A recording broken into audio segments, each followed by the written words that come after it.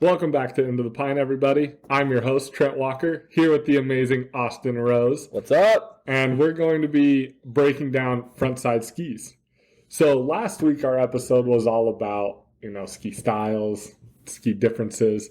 And we really wanted to dive deeper into each of these styles so that you guys can understand better if this style is the best fit for you and what you're looking to do. Right. We're also going to give you guys some examples of the skis that fit in this style, the ones that Trent and I prefer, have had experience with, and just think are noteworthy and worth talking about. You're going to see these wherever you go if you look for a frontside ski or a freestyle ski, right? Right.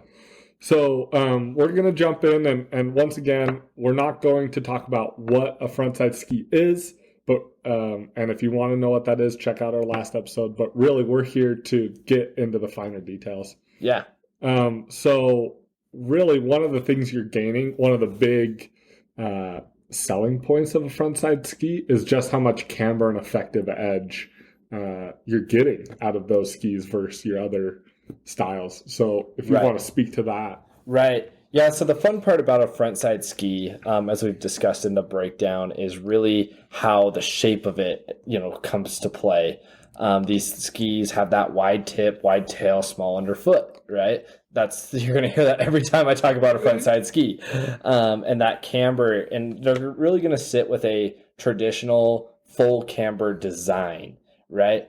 That full camber is really going to allow a longer edge contact.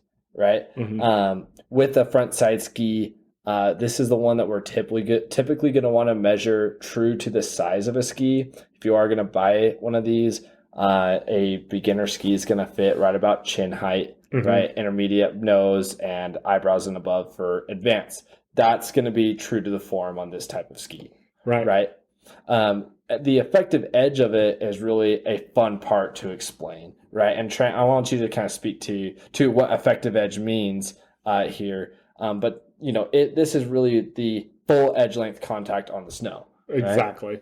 So where your camber starts and where your camber ends, and then when you initiate a turn, how much of that edge is really contacting the snow? That would be your effective edge, and that's what you're using to carve with. And it's also allowing you to brake and stop. Right. So if you're on a designated frontside ski, you already have a ski that is maximizing that effective edge. And some people will even get a little bit taller of a ski than really what they're used to riding. And it's to get even more of that effective edge so that you can have a cleaner carve, more stopping power, and really enjoy just what that ski is made for. Right. And I really like what you say there, talking about a cleaner carve, right? This is a typical signature and sign of a frontside ski. A clean carve is a ski that you can put on edge, and that edge is going to ride you through a clean, sharp turn on the snow, mm-hmm. right? You see, ski racers doing this, and when you watch people perform it, it's very clean, and you just know what that word is. You don't have snow flying everywhere. It's a sharp turn. Mm-hmm. These kinds of edges you're also going to want to keep sharper throughout the season. Oh, for sure. Right. And I'll even speak to that. I would, if I had a designated frontside ski, I'd do like a 1 on the base, 2 on the side. Even if I wanted to get really wild, maybe a 2 on the base if I had something narrower and was really comfortable getting that on edge. Yeah. And if you're an expert skier, you'll know these terms: 1 on the base, 2 on the side. To speak to the broader crowd, we're talking degrees. Yeah. Right. Degrees shaped to this edge. And we'll hit on this as Trent was saying on another episode to talk about ski maintenance. But that setup there is really going to keep those edges sharp and to the point to cut through any kind of, like, if it's a soft day or if the snow is just ice conditions. Yeah. Right? Well, that's one thing I love about them is in ice conditions, you're still going to get a good bite. Yeah. And they're still going to grab. I hate getting out there on ice and just because you can't get a grip on them. When you're chattering and your edge is skipping to catch an edge on the ice. Yeah. Yep. So maintaining your edges on a frontside ski, I would argue, is more important Yeah. than maintaining your edges on any other style. Oh, 100%. This is something that ski racers do every time they go out on the slopes. Awesome. I think that's great. You know, what we've kind of said there too, you know, the last part to speak to with this effective edge is getting a ski that's going to perform to your ski style, and something that's just going to put a nice clean carve on the snow, right? Yeah. That's what we're looking at on a frontside ski. So, and really that carve is the goal. yeah. Right? We want that. And when you successfully carve like a race carve, I can't say that I've ever really carved a race carve super hard. Right. But what does that feel like? Yeah. Explain that. Yeah, so let's hop into it. Let's talk about a good carve, right? We don't talk about this a whole ton in the industry unless you are teaching, getting your or your PSIA certifications, things like that. But a solid carve on a frontside ski is looking when you are able to really transfer your weight smoothly from the beginning all the way through to the end of the carve. Right? Now, this could look like a skier that's going to make a 90-degree turn by the end of their carve, where they actually started facing downhill and now face 90 degrees and they're horizontal to the mountain. Or this could be somebody that's going to transition into the next carve, right? What you do on that frontside carve, and what you'll know that like you have the right ski for you, or just a ski that you are going to enjoy carving, is you'll notice bite immediately on the tip of the ski. It's the first spot that you're going to feel it, right? As you start to shift and transfer your weight into that carve, you're going to feel that bite on the front, and it's going to pull you until you start to feel a full friction on the edge through the center of the ski and all the way through the tail. And that's how you're going to notice a solid carve on that ski. Right. The more aggressive you ski, the more likely you're going to get off the base of the ski and onto that full edge contact. Right. And you're going to feel that. Some people can almost lay flat on the side of the mountain, right, to get that bite. And it's a quick bite where it just takes off and it moves you through the turn. It's an awesome, awesome feeling. One thing I want to touch on that you said is like the edge, the front edge is going to be the first thing that contacts, right? And that made me instantly think of most of these frontside skis are going to be set back farther on the ski, right? Your mount point. Yep. And the reason that is it wants a skier who is laying into their boots, laying into that ski, and really initiating the turn from the tip of their ski. Exactly. This ski does not enjoy somebody, and you're not going to enjoy it if you're this somebody, who is centered or back seat. Yep. It will punish that skier. Right. And especially as we talk about a more aggressive ski on the front side. Right. We do categorize a lot of beginner skis in a front side category, where you can get away with some back seat because of the construction being very soft of a ski. Yeah, forgiving. Right? Yep. But most of your front side's performing skis are going to be that exact way that Trent's saying. They're going to have that longer front, that longer tip to the ski. You're going to be mounted slightly further back, right, than a center mounted ski or a freestyle ski.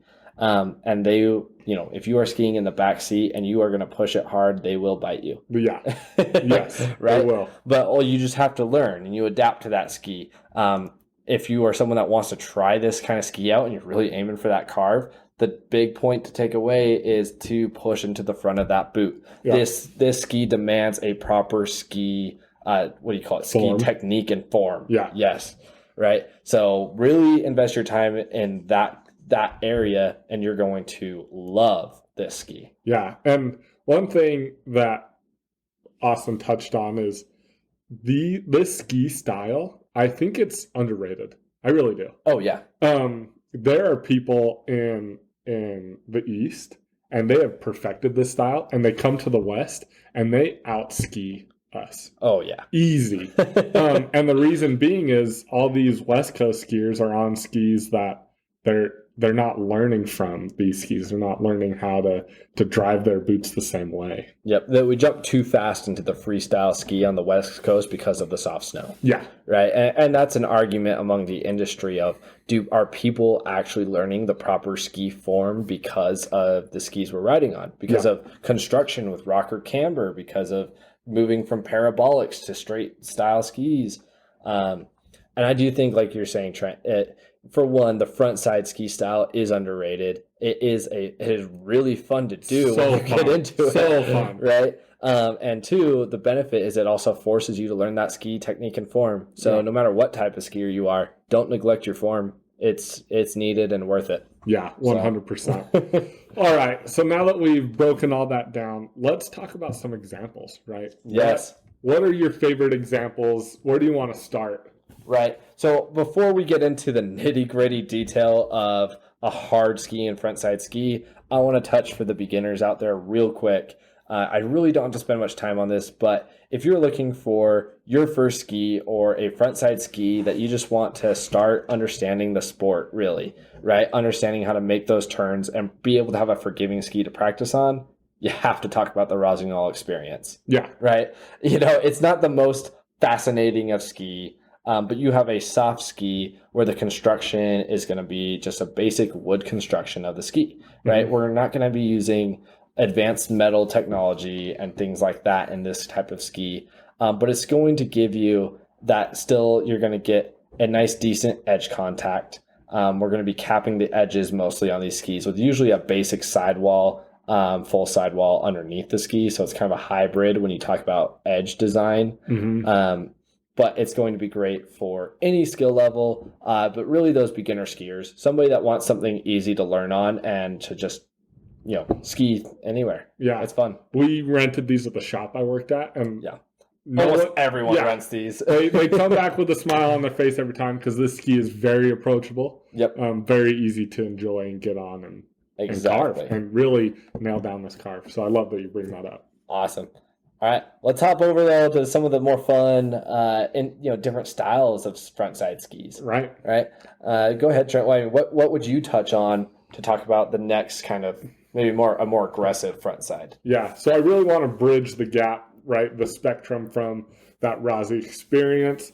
Now let's go to the other side, something like the Vocal Deacon. Yes. It used to be called the Vocal RTM. Yep. It is one heck of a ski. That's a beast, dude. Yeah. it comes with a marker griffin like pre-built into the ski. Right. So that the ski and the binding are integrated a little differently, a little smoother. Yep. And it's a heavier ski, but that weight just makes it so that you feel comfortable and stable at any speed.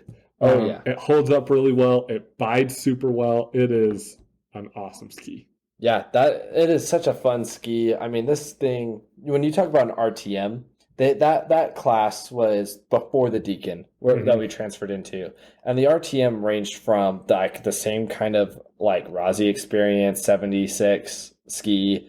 They had the easy ones to ride, and they really go into a more aggressive RTM ski as well. Mm-hmm. And this is where the Deacon took over. They wanted to let go of some of that that bias to a frontside ski being just an easy kind of dull ski and move into something that you could push down the mountain as hard as you want. Yeah. Right? This is a Black Diamond skier. Yeah. Right? This is somebody that is going frontside, wanting to lay down deep hard, trenches. Deep cars. Yep. Yeah. And it is fun. It is a great ski to go on. Right? Other skis in that class that I think are fun to talk about too. We really want to recognize that Solomon has their S4 ski out there as well. Right.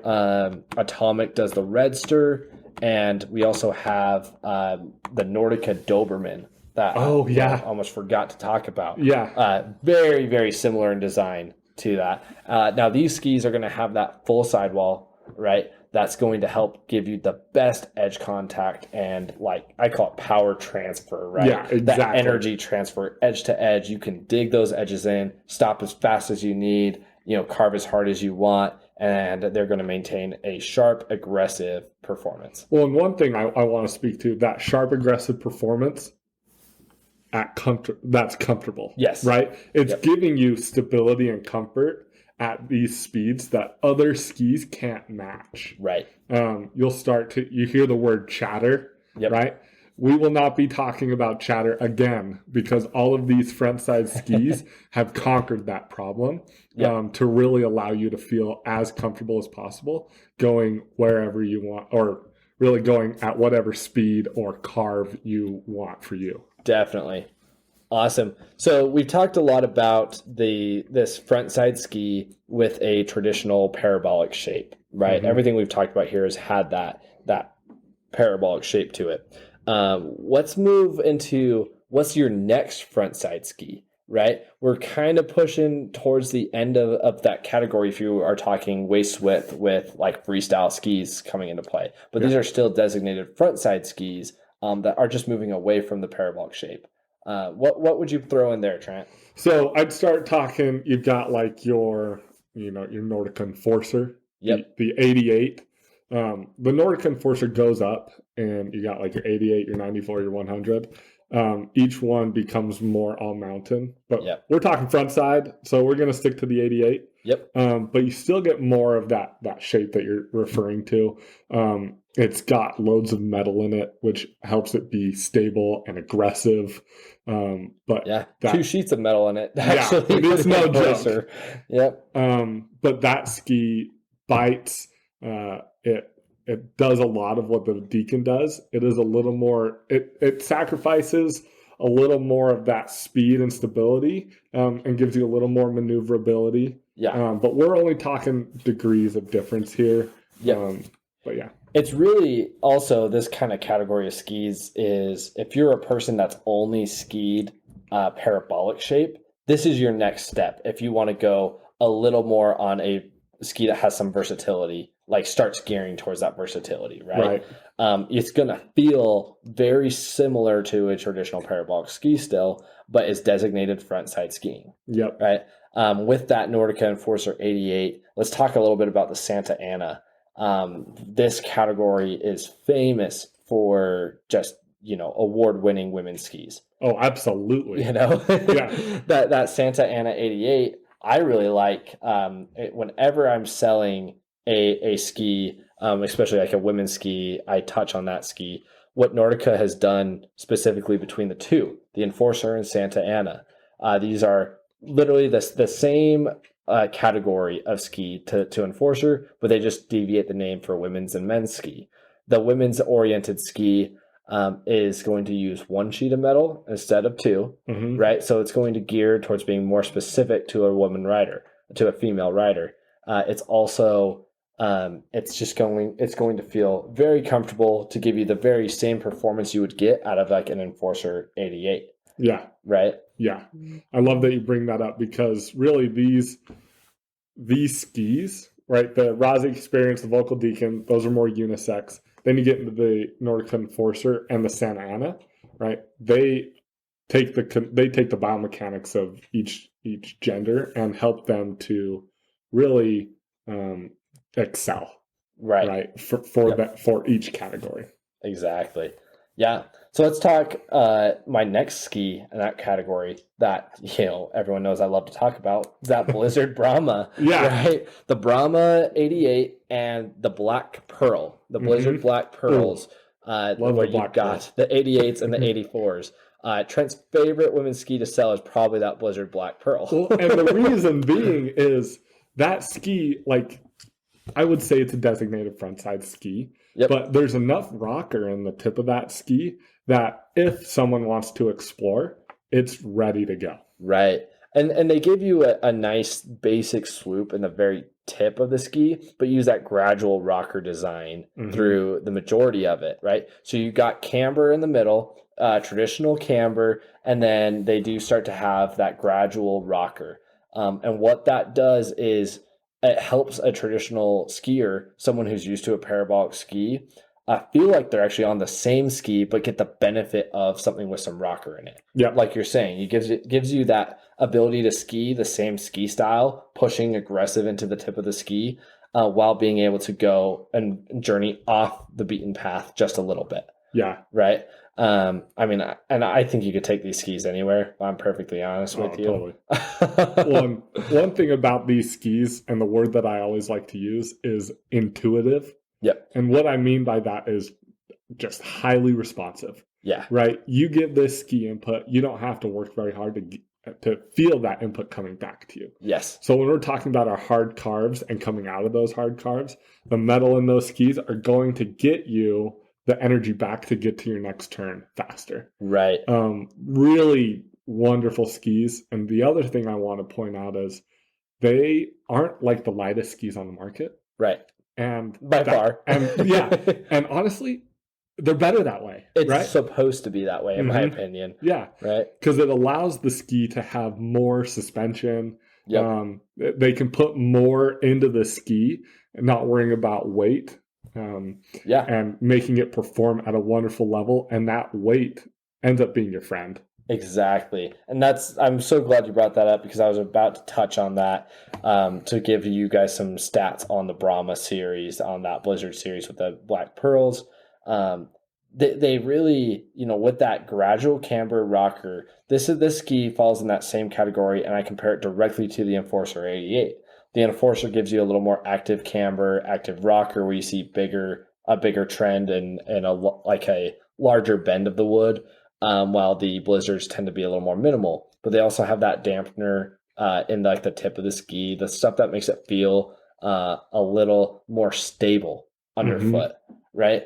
And that weight is your friend on this type of ski. Yes. Right? This is the stuff that takes the chatter out of it. It's the stuff that really cuts the snow, gives you a better carve, something not to be afraid of, And with the women's skis, which I love, is they still cater it to someone of lighter weight, somebody that's going to be, maybe smaller in stature, and it is designed to perform for a female skier. Yep. And it's so fun to talk about because of all the innovation that's gone into it. It's incredible. And I love just the way that they've done that. And there will be, the reason Austin jokingly said that I love to sell that ski is is because I do, right? Because, jokingly but serious. Yeah, jokingly but serious.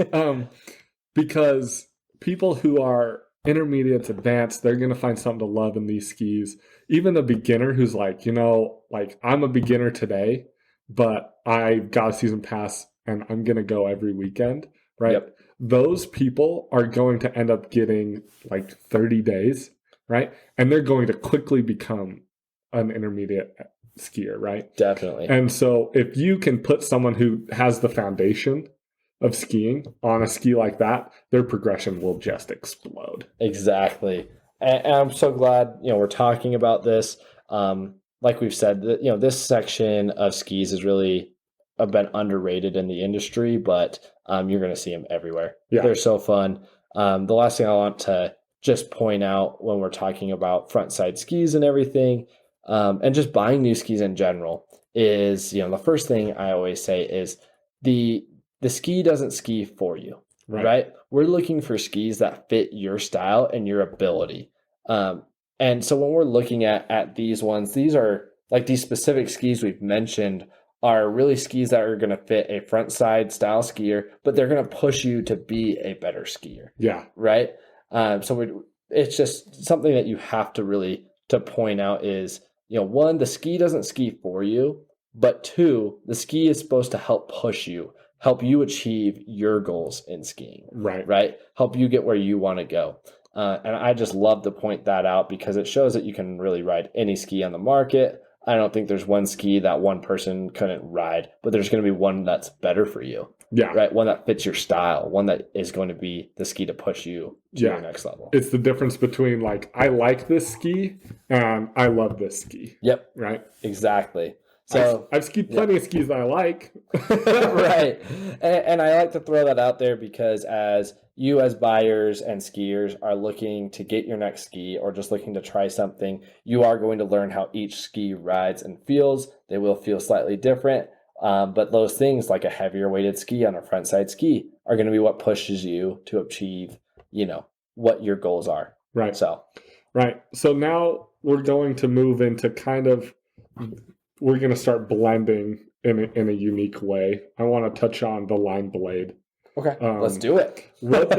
Explain to that ski a little bit more, break it down so that we can understand why it's still in the front side category, but also just super versatile. Yeah, this ski I'd put in the front side and a freestyle category because it touches both. Mm-hmm. And Line, as a ski company, has really taken that approach to being like, how can we be innovative? How can we do something that somebody has never done before? Right. And the blade is one of those things, right? The Line blade is a ski, and I'm going to speak to the technical specs of it real quick. It uses a very large width in the tip and the tail of the ski, right? And then the middle of the ski is quite narrow. It actually clocks in about 90 millimeters, if I'm correct. Could be even slightly I want to say it's smaller. 95. Oh, 95. You keep talking on it. I'll fact check. That sounds about right? Yeah. But it's unique because generally in that waist width, I wouldn't put that in your front side traditional ski. However, the shape of the ski is what lands it in this category, right? The wide tip and the wide tail with the narrow waist. What that does is it's going to allow that tip to come in contact with the edge is going to come in contact first. It's really going to make it turn sharp. It's going to make it turn quick. Skiers that are on this ski talk about it as something that they haven't experienced much before, but it brings the fun back into skiing when they have a dull moment. Yeah. Right. You've noticed that you can kind of hover and maneuver quick on the flat parts of the tip, but when you make a turn, it catches and it goes. It's immediate. Yeah. Right. And that's what the tip is designed to do, right? Because it's so wide, it's going to catch and pull you into the turn. Exactly. It is a 95 in the middle size. I'm sure it's tailored down and up in the sizes. 100%. Yeah. Yep. No, that sounds about right. And that's going to be just the cool uniqueness of this ski. Yeah. Right. Super fun. What I've seen people do is incredible on that ski. I've actually seen park riders ride it in half pipes. Really? Yeah. That's wild. Right. Being able to make almost a 360-degree turn within the half pipe. Yeah. And it's really cool. It does use what they call a gas pedal metal in this ski. That's really just to describe the shape of how the metal is cut. Yeah. And it's designed that way to give strategic stiffness to the front and tail of the ski, where you'll need it as you're carving, right? And one thing I'll even mention about that is the pattern. It keeps the metal in place all along the edge of that ski. Yep. But leaves holes in the middle, and it's so that we don't have to add extra weight to the ski. Right. But the metal is on the edges where you want the most stability, the most strength. Exactly. So yeah, I love that you bring up the gas pedal metal. It's so cool. Fun ski. Definitely check it out. I mean, worth looking at, especially as something if you are a frontside skier and you just want to try something different. Yeah. You can take it and ski it on a groomer day. You're not going to be disappointed. No. And it has a men's and a women's model. Yep. So really a phenomenal ski and very approachable and fun for, I would say, the vast majority of skiers. Definitely.